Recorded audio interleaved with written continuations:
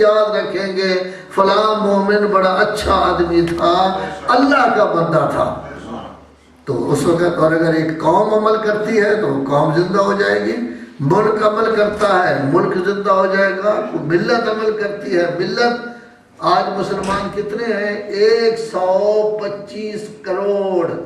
کیا زندہ ہے مسلمان؟ ہر جگہ جوتے کھا رہے ہیں، ہر جگہ ذلت ہے، ہر جگہ پستی ہے، پوری دنیا میں مسلمانوں کا خون بہایا جا رہا ہے۔ کبھی نیلسن منڈیلا کی قوم بھی ہوتی تھی لیکن اس نے آزادی دلا دی ان کو، وہ قوم بھی آزاد ہو گئی۔ آپ جنوبی افریقہ آزاد ہے لیکن فلسطین میں کیا ہو رہا ہے، کشمیر میں کیا ہو رہا ہے، افغانستان میں کیا ہو رہا ہے، عراق میں کیا ہو رہا ہے، لبنان میں کیا ہو رہا ہے، دوسری جگہ کیا ہو رہا ہے، ہر جگہ مسلمان مار کھا رہے ہیں۔ پھر مسلمانوں کی آواز نہیں، مسلمانوں کو پوچھتا کوئی نہیں۔ پوری سلامتی کونسل میں جتنے ارکان ہیں ان میں مسلمانوں کا کوئی حصہ کوئی نہیں، جو چودھری ملک ہیں ان میں مسلمانوں کا کوئی حصہ نہیں۔ جب وہ چاہیں مسلمانوں کو رگے دیں، تکلیف دیں۔ یہ زندگی کیوں نہیں مل رہی؟ یاد رکھیں، یاد رکھیں، اس لیے ہمیں زندگی نہیں مل رہی کہ اللہ کے رسول پر کی آواز پر ہم لبیک نہیں کہہ رہے ہیں، اپنی مرضی کا کام کرتے ہیں۔ جب دل چاہا رسول اللہ کی بات مان لی، نہ چاہا تو نہ مانی۔ پوری دنیا میں جو 57 اسلامی ملک ہیں، صرف ایک ملک ایسا ہے، میں نہیں کہتا کہ وہ 100% اللہ اور رسول کی آواز پر لبیک کہتا ہے، لیکن سب سے زیادہ اللہ اور رسول کی آواز پر لبیک کہنے والا وہی ملک ہے۔ اسی کا نتیجہ یہ ایک ملک پوری دنیا کے سامنے کھڑا ہے، کبھی کسی کی پرواہ نہیں کرتا، جو کہتا ہے۔ تو آج ہم بھی اگر اللہ اور رسول کی آواز پر لبیک کہنا شروع کر دیں، ہمیں بھی اس طرح زندگی مل جائے گی جیسے اس ملک کو زندگی ملی ہے۔ صلوات پڑھے محمد وآل محمد۔ پھر بھی تمام حضرات مل کے صلوات پڑھے محمد وآل محمد۔ دوسرا قرآنی سلسلہ، اللہ تبارک و تعالیٰ نے 1,24,000 پیغمبر بھیجے، ان میں سے 313 رسول ہیں، 5-6 اولو العزم پیغمبر ہیں، 4 پیغمبر صاحب کتاب ہیں۔ سب سے اعلیٰ، سب سے افضل خاتم الانبیاء حضرت محمد مصطفیٰ صلی اللہ علیہ وسلم۔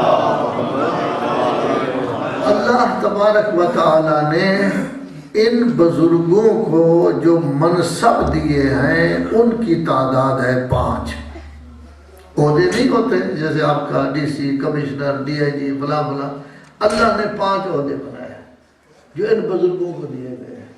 سب سے پہلا عہدہ خلافت، جس سے آدم کو کیا بنایا گیا تھا؟ خلیفہ۔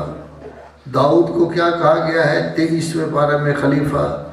سلیمان کو کیا کہا گیا ہے؟ سلیمان کو 23ویں پارے میں خلیفہ۔ کتنے خلیفے ہو گئے؟ 3۔ اور سورہ نور 18ویں پارہ میں ذکر کیا گیا ہے کہ ہم امام زمانہ عجل اللہ تعالیٰ فرجہ شریف کو ان قریب خلافت عطا کریں گے۔ قرآن پہلے نازل ہوا ہے نا، امام بعد میں پیدا ہوئے ہیں نا، تو گویا پوری قرآن مجید کو آپ دیکھیں تو خلیفے ہیں 4 قرآن کی روح سے: آدم، حضرت داؤد، حضرت سلیمان، امام زمانہ عجل اللہ تعالیٰ فرجہ شریف۔ لیکن دعوت ذوالعشیرہ میں حضور نے جب تبرک کا انتظام کیا تھا 40 آدمیوں کے لیے، تو اس وقت فرمایا تھا کون ہے جو اس نبوت کے معاملہ میں، دین کے معاملہ میں میری مدد کرے؟ جو مدد کرے گا وہ میرا وصی ہوگا 1، میرا وزیر ہوگا 2، میرا خلیفہ ہوگا 3۔ تو اللہ نے، اللہ کے رسول نے خلیفہ قرار دیا ہے کس کو؟ مولا کائنات کو۔ تو گویا قرآن کی روح سے 4 خلافت والے، حضور کے فرمان کے مطابق ہو گئے 5۔ تو پہلا عہدہ ہے خلافت، دوسرا عہدہ ہے نبوت۔ اگرچہ آدم بھی نبی ہیں لیکن وہ نبی جس پر شریعت پہلی دفعہ نازل ہوئی وہ نوح ہیں۔ حضرت نوح 25واں پارہ سورہ شورى میں یہ چیز موجود ہے. تو نبوت سب کو مل گئی. تیسرا عہدہ دیا گیا ہے رسالت. چوتھا عہدہ دیا گیا ہے امامت. امامت کا عہدہ قرآن مجید کی ورق گردانی کریں، خدا کرے عادت پڑ جائے قرآن پڑھنے اور ترجمہ دیکھنے کی، تو جب پہلا پارہ سورہ بقرہ پڑھیں گے تو پتہ چلے گا کہ سب سے پہلے جس کو امامت کے لیے کہا گیا وہ تھے ابراہیم خلیل اللہ. اللہ نے ان کا امتحان لیا، کامیاب ہو گئے، فرمایا اب میں آپ کو امام بنا رہا ہوں. تو خلیفہ بنایا تھا آدم کو، نبی سب ہو گئے، رسول 313 ہو گئے. امامت کا عہدہ کس کے لیے آیا ہے؟ جناب ابراہیم کے لیے. پھر یہ چلتا رہا امامت کا عہدہ. پانچواں عہدہ ہے جس کو کہا گیا ہے ولایت. یہ ولایت کا عہدہ اللہ کے مختصات میں سے ہے. ابراہیم نے اپنے زبانی کہا، وہ قرآن مجید میں موجود ہے، اِنَّا وَلِيَّ اللَّهُ الَّذِي نَزَّلَ الْكِتَابَ. میرا ولی بس اللہ ہے. یعنی ابراہیم کہہ رہے ہیں میرا ولی بس اللہ ہے. 25ویں پارہ میں اللہ فرما رہا ہے فَاللَّهُ هُوَ الْوَلِيُّ. اب ظاہر ہے کہ مشکل ہے میں ذکر کروں کہ ہوگا تاکید ہے، ولی پر الف لام لگ گیا ہے، یہ ہو گیا ہے، لمبا ہو جائے گا. بہرحال آپ سنتے رہتے ہیں. تو ایسی صورت میں اللہ کہہ رہا ہے بس میں ولی. تو ولایت کا عہدہ کس کا تھا؟ اللہ کا. لیکن اللہ تبارک و تعالی نے سورہ مائدہ میں فرمایا انما ولیکم اللہ. بس تمہارا ولی اللہ ہے.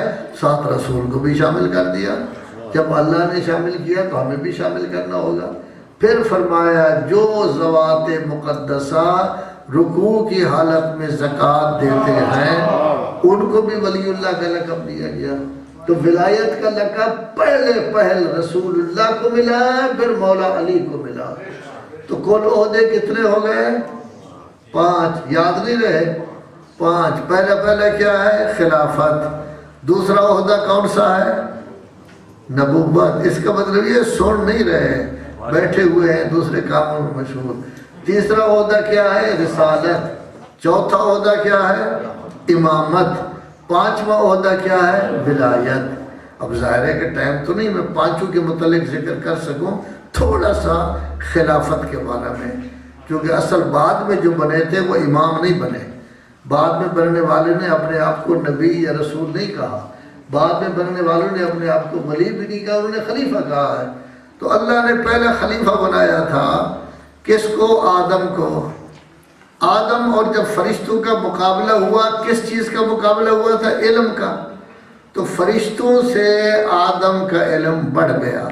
اس سے ہمیں کیا پتہ چلا؟ یاد رکھو جس نے بھی خلیفہ بننا ہے اس کے پاس اتنا علم ہونا چاہیے کہ فرشتے بھی مقابلہ نہ کر سکیں.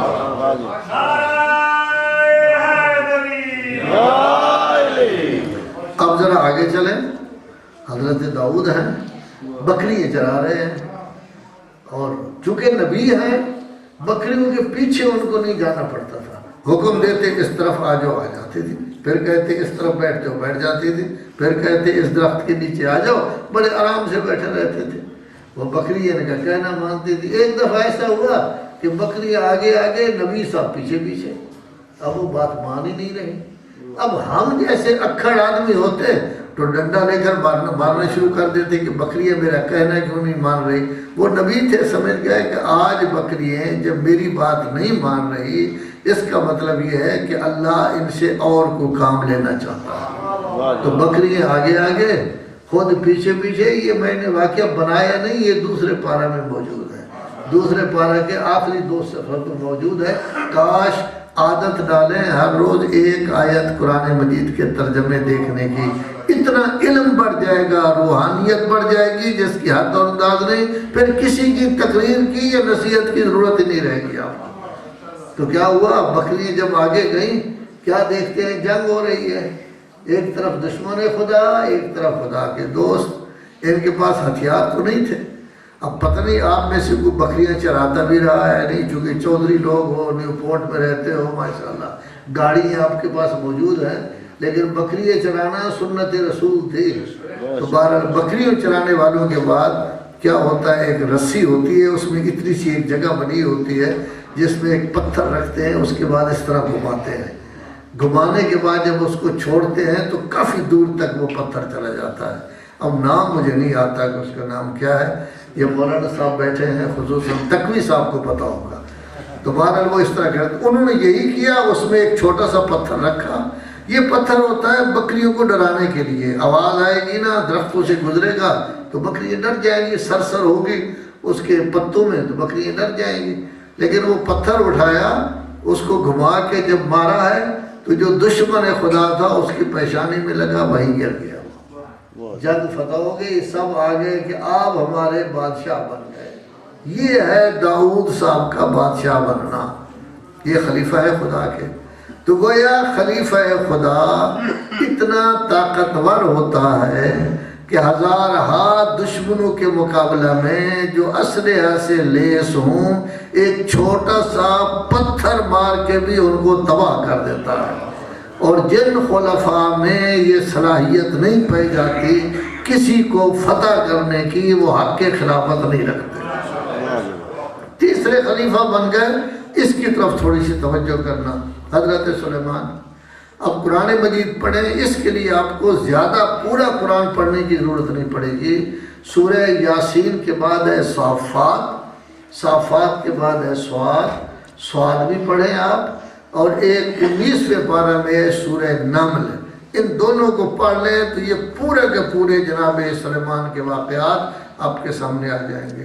پرندے ان کے تابع تھے، جن ان کے تابع تھے، دیہ ان کے تابع تھے، ہوا ان کے تابع تھی، حتیٰ چیمٹیاں ان کے تابع تھی۔ اب میں مزید ذکر نہیں کر سکتا، یہ 5 چیزیں میں نے آپ کے سامنے ذکر کی ہیں۔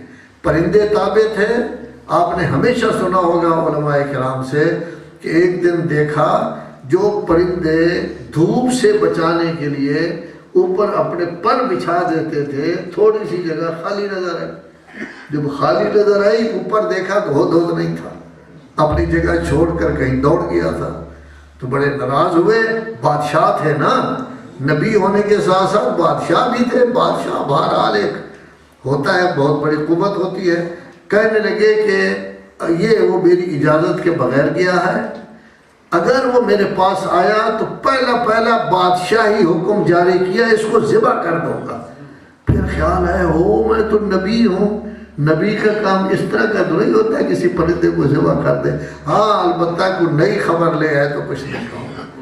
ہدہد آ گیا، اس نے خبر دی کہ میں گیا ہوں، وہاں ایک عورت کی حکومت ہے اور وہ سورج کی پرستش کرتے ہیں، تو اس کی جان چھوٹ گئی۔ تو پرندے تابع، قرآن مجید یہ کہہ رہا ہے جن وگار کے طور پر، یعنی صرف کھانا لیتے تھے اور کوئی چیز نہیں، ان کے لیے محلات تیار کرتے تھے، ان کے لیے پلیں بناتے تھے، دیہ جتنے تھے ان کو لگا دیا جاتا، وہ بڑے بڑے کنویں کھودتے تھے، بہت بڑے بڑے پہاڑ اٹھا کر لے آتے تھے، وغیرہ وغیرہ، تفصیل میں نہیں جانا چاہتا، بہت وقت لگ جائے گا۔ یہ کام کرتے تھے، اور اس کے ساتھ ساتھ ہوا ان کے تابع تھی۔ آج آپ جاتے ہیں نا پاکستان تو پھر PIA کے ذریعے یا کسی کے ذریعے جاتے ہیں تو جہاز پر جاتے ہیں، آپ کہتے ہیں جہاز جو ہے انگریزوں نے ایجاد کیا ہے، پہلا جہاز حضرت سلیمان کے زمانہ میں تھا۔ تو حضرت سلیمان کا زمانہ تو اس وقت 4000 سال ہو گیا ہے، پہلا جہاز وہ کیا تھا، اور یہ اس کی اطلاع قرآن دے رہا ہے، کوئی روایت کہانی نہیں، آپ کہیں بنی بنائی ہوگی۔ قرآن مجید کہتے ہیں سخرنا لہ الریاح، ہم نے ہوائیں اس کے لیے مطیع کر دی تھی، ہوا کے دوش پر وہ سوار ہو جاتے، تجری لہو بامرہ، یہ ہوا حضرت سلیمان کے حکم سے چلتی تھی۔ اگر کہتے اونچی ہو جا، جیسے آپ کے جہاز بادلوں سے اوپر ہو جاتے ہیں تو اوپر ہو جاتے، اگر وہ کہتے نیچی ہو جا تو نیچی ہو جاتی، کوئی بٹن نہیں، کوئی سوئچ نہیں، کوئی مشینری نہیں، کچھ بھی نہیں، صرف حکم چلتا ہے حضرت سلیمان کا، اور یہ ہوا چل رہی ہے۔ اللہ جانتا ہے کہ جس جہاز پر آپ چڑھ کر جائیں گے پاکستان، ہو سکتا ہے موسم خراب ہو، ہچکولے کھانے شروع کر دیں، آپ اس وقت دعائیں مانگنے شروع کر دیں، اللہ یاد اس وقت آتا ہے جب مصیبت ہو۔